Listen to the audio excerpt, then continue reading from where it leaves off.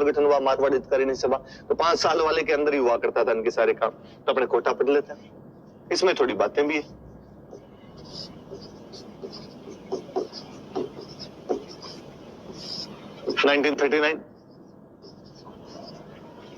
कुछ बंदों के मैं नाम लिख रहा हूं। संस्थापक जो थे पंडित नैनूराम शर्मा, मुझे लगता है तमाम लोग इस नाम से परिचित हैं। और एक थे अभिन हरि,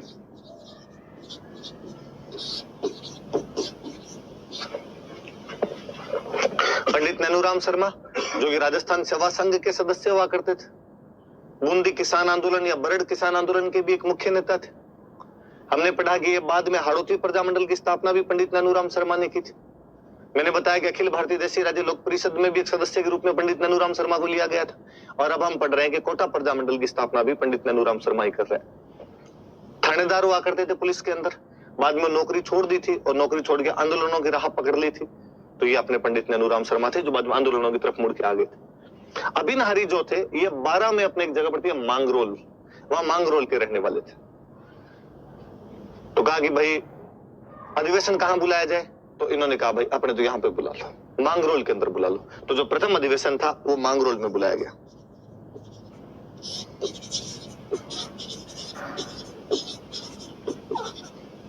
प्रथम अधिवेशन 1939 में मांगरोल 12 में एक जगह है, यहां पर बुलाया गया। और इसके अध्यक्ष नैनूराम जी का भाई आप ही अध्यक्ष बनो, पहला अधिवेशन में तो आप ही रहो यार, इतने बड़े नेता हो हमारे। अभिन हरि खुद मांगरोल के थे, इसलिए उनका व्यवस्था मैं संभाल लूंगा सर, स्वागत करेंगे आपका बहुत ढंग से।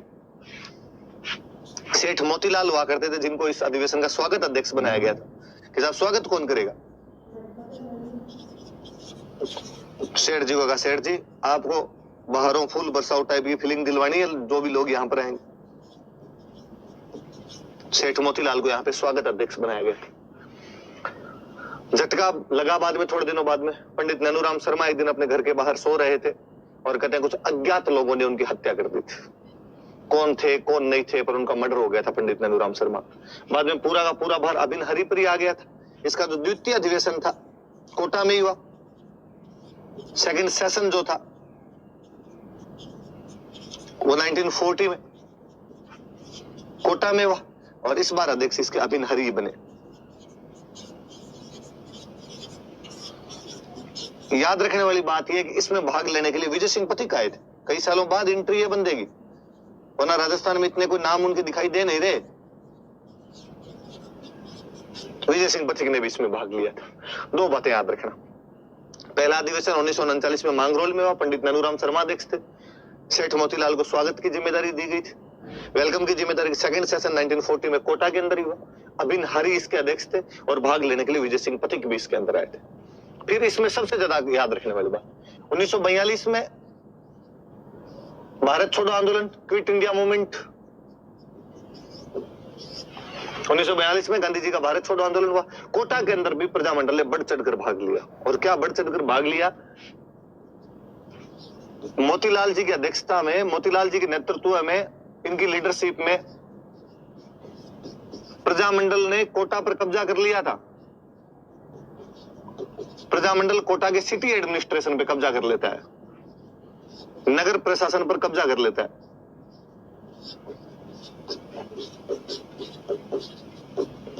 जो सिटी एडमिनिस्ट्रेशन था, जो नगर प्रशासन था, उस पर कब्जा कर लिया था।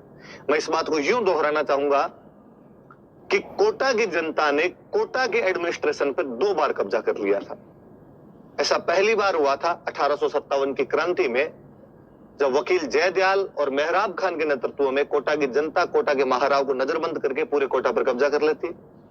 ऐसा दूसरी बार हुआ 1942 के क्विट इंडिया मूवमेंट या भारत छोड़ो आंदोलन में, जब प्रजामंडल के कार्यकर्ताओं ने मोतीलाल जी के नेतृत्व में कोटा के नगर प्रशासन पर कब्जा कर लिया था। और नगर प्रशासन छोड़ो, यहां कोटा में एक पुलिस थाना था रामपुरा कोतवाली थी।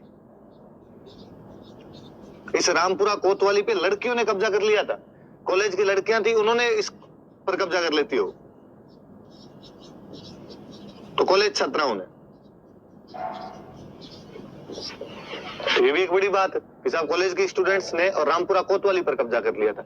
ये कोटा वाले की मुख्य बात है। कोटा प्रजामंडल 1939 में स्थापित हुआ।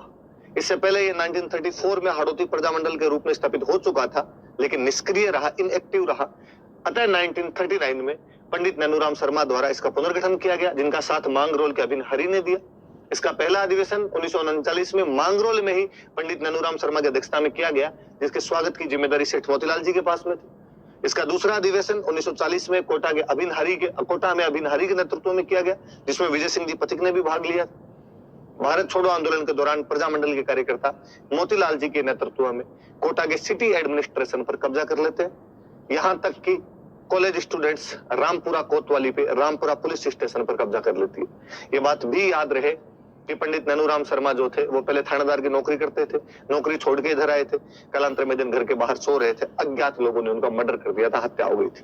कोई ऐसी बात भी कभी आपसे प्री में पूछ सकता है, कोई इंटरव्यू में पूछा जा सकता है कि कौन से फ्रीडम फाइटर के बारे में ये बातें भी है, तो आप याद रखिए। ये कोटा ये थोड़ा बड़ा है, कोई 50 शब्दों में भी आपसे पूछ सकता है मेंस के अंदर कि कोटा प्रजामंडल की गतिविधियों पर विचार कीजिए, तो आप सारी बातें लिख ले।